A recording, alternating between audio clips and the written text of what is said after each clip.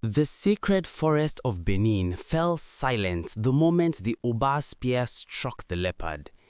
Its spotted body collapsed onto the earth, blood seeping into soil believed to belong to the gods themselves. The hunters froze in horror, for this was no ordinary beast. It was the leopard of the ancestors. And as its final breath faded, the wind shifted, carrying with it the beginning of a curse no crown could command. Before we go deeper into this forbidden tale, pause for a moment. If you love powerful African royal stories filled with curses, destiny, and ancient gods, like this video. Subscribe for more folk tales and share it with someone who loves African history. And tell me in the comments, where are you watching from? Benin, Nigeria, Ghana, UK, US. Now, let us return to the moment the gods turned their eyes on Benin. The hunters froze in horror. This was no ordinary kill. The leopard was sacred, an emblem of royal authority and spiritual balance. Some dropped to their knees immediately, whispering apologies to the unseen. Others stared at the Oba in disbelief, knowing a boundary older than memory had been crossed. That night, the palace felt colder, fires burned low, and the wind carried strange cries through the corridors. The Oba slept uneasily, haunted by dreams of glowing eyes watching from the dark. By morning, elders would speak of omens, but deep within the earth, something had already begun to stir. Far beyond the palace walls, the land itself listened, and the gods of Benin, patient but never forgetful, marked the beginning of a curse that would demand more than blood.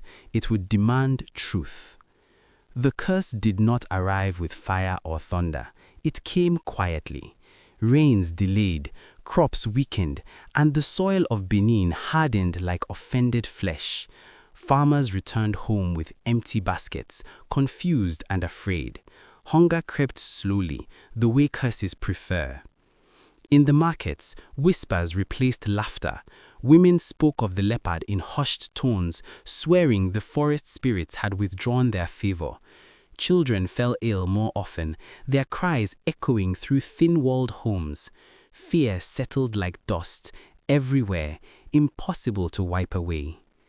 The palace priests gathered, casting cowries late into the night. The signs refused clarity. The gods were angry, yes, but not finished speaking. Something greater than famine hovered close, waiting for acknowledgement. The Oba dismissed early warnings with silence.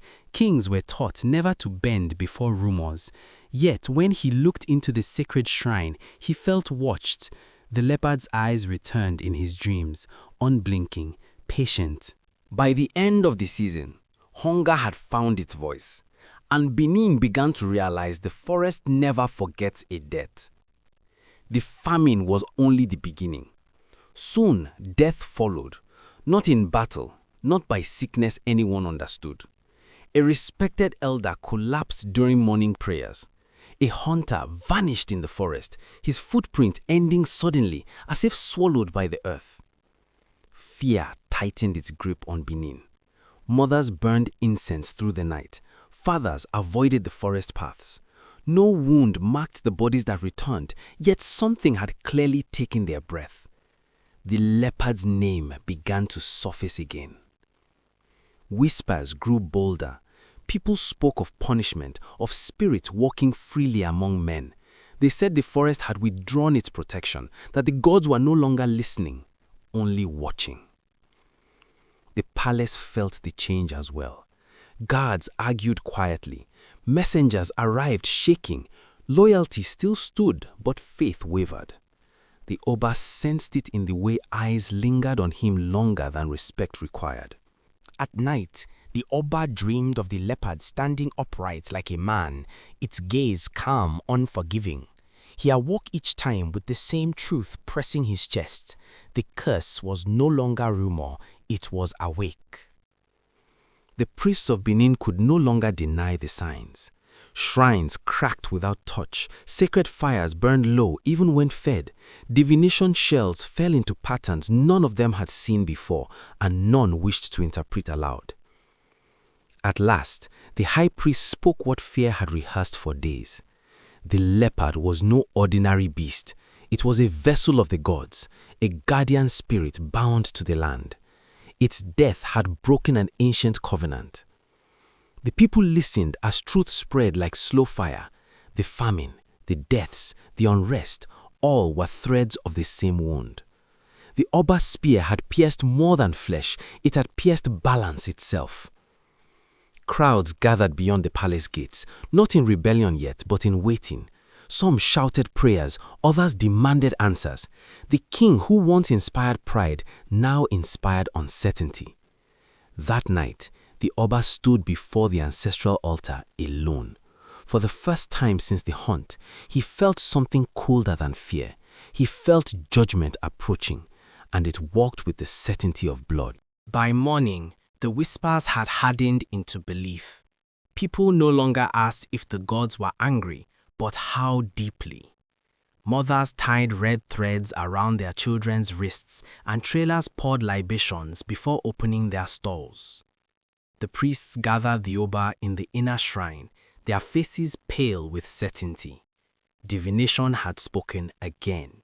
The gods did not want animals, they did not want gold, they demanded blood that carried the weight of the throne. The word struck like a silent drum, royal blood.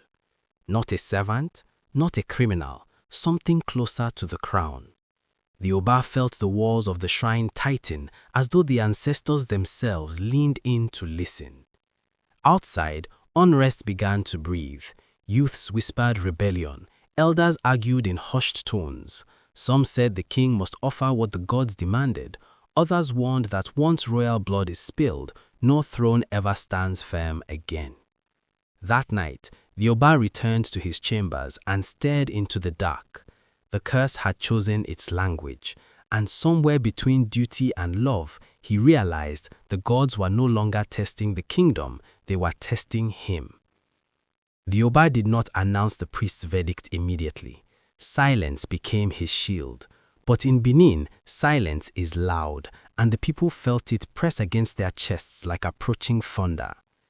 Within the palace, suspicion crept like smoke. Courtiers lowered their voices. Royal wives watched their children more closely. Every laugh felt fragile, every embrace temporary, as if fate was counting heads. The queen sensed the truth before it was spoken. She saw it in the Oba's eyes, how they lingered on the princes, how his breath caught when their names were mentioned. Love had become a liability the gods could exploit. The elders met without permission, arguing behind closed doors. Some believed offering a prince would save the kingdom, others warned that killing the future to protect the present would doom Benin forever. That night, the sacred drums beat once, slow and heavy. The Oba understood the message clearly. The curse was narrowing its demand, and royal blood was no longer an idea, it was becoming a name. Morning came, but relief did not. The sun rose weakly over Benin, casting pale light on empty streets. People watched the palace gates, waiting for truth to step out. Inside the palace quarters, the princes trained as usual, unaware of how fate circled them. Their laughter echoed through stone halls, innocent and sharp, cutting deeper than any blade. The priests returned to the shrine of the leopard, bearing fresh warnings. They claimed the spirits had grown impatient. The curse would no longer punish the land, it would strike the bloodline directly. That afternoon, a young noble collapsed during court, foaming and lifeless. No wound marked him. Fear spread instantly. The people whispered that the gods had begun pointing fingers. The Oba closed himself in the ancestral chamber. Surrounded by carved faces of past kings, he understood the cruelty of destiny.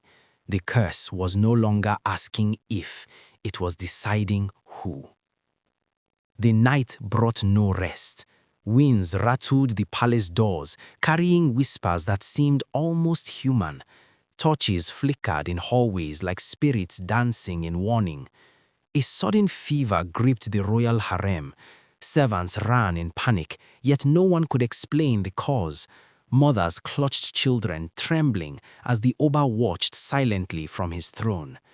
In the sacred grove, priests cast divination shells. The leopard spirit was restless, they said. Signs pointed directly toward the Oba's bloodline. Every decision felt heavier than stone. Rumors raced faster than fire. People claimed to see shadows stalking the corridors, curling around the young princes like smoke. Fear crept into every heart, even those of seasoned warriors. The Oba summoned his council in the dead of night. Their faces were pale, carved by anxiety and history. The curse was no longer abstract, it had chosen its target, and the king knew what it demanded. Dawn broke over Benin, but the light felt hollow. Villagers whispered in hushed tones, fearful to meet the gaze of one another. Even the marketplace seemed draped in shadow. The Oba called his most trusted warriors. "We must prepare," he said, his voice steady but laced with dread. A royal blood sacrifice was demanded, and he could not ignore the signs. In the sacred grove, priests murmured prayers older than the palace walls. Incense swelled around them, carrying both hope and fear. They warned the king that hesitation could be deadly. Families trembled at the edge of the city. Some had already fled, claiming that the curse would sweep all before it. Mothers held children tightly, while hunters gripped spears as if to hold back destiny itself. The Oba stood at the palace balcony, gazing toward the horizon. He knew that what awaited was not merely survival, it was a test of courage, wisdom, and the unbreakable bond between king and people. The coming night would decide everything. The sun dipped behind the palace walls, painting the city in blood-red hues. Shadows grew longer, and even the bravest guards felt unease twist in their stomachs. The curse had waited for this night. Before the Oba descended to the sacred grove, he paused to speak to the people. If you are following this story, make sure to like, comment, and share this tale with friends. Tell us where you're watching from. The words carried like a drumbeat across the crowd. Priests gathered, their robes heavy with the weight of centuries. They placed sacred objects upon the altar, chanting in a language older than memory. Every syllable seemed to shake the very earth beneath them. The Oba took a deep breath, feeling the eyes of the ancestors and the people alike. He held a ceremonial knife, its blade catching the flicker of firelight. A single motion could determine life or death for all. The air grew thick with tension. Distant howls of beasts echoed across the forest edges, and villagers prayed in trembling voices. The night of reckoning had arrived, and Benin would never be the same again. The Oba stood before the altar as the night held its breath. The ceremonial blade trembled in his hand, heavy with the weight of generations. The priests waited. The people waited. Even the forest seemed to lean closer, eager for royal blood to fall. But the Oba lowered the blade. He raised his voice instead. "If the gods demand cruelty to prove power," he said, "then let them judge me, not my children." A murmur swept through the grove. Never before had a king spoken back to fate. The wind roared suddenly, fierce and wild. Flames bent low. The earth shook once, then stilled. From the shadows of the sacred grove, the spirit of the leopard emerged, glowing, whole and watching. Its eyes were not angry, they were searching. The high priest fell to his knees. The leopard circled the altar once, then vanished into light. At that moment, the air lifted. The curse broke, not by blood spilled, but by truth spoken. The gods had not wanted sacrifice, they had wanted courage. By dawn, rain fell gently over Benin for the first time in months. Crops revived, illness faded. The people rejoiced, not because tradition was obeyed, but because humanity was remembered. And so, the curse of the Benin leopard became a warning passed through time, that power without compassion invites ruin, but love can silence even the gods.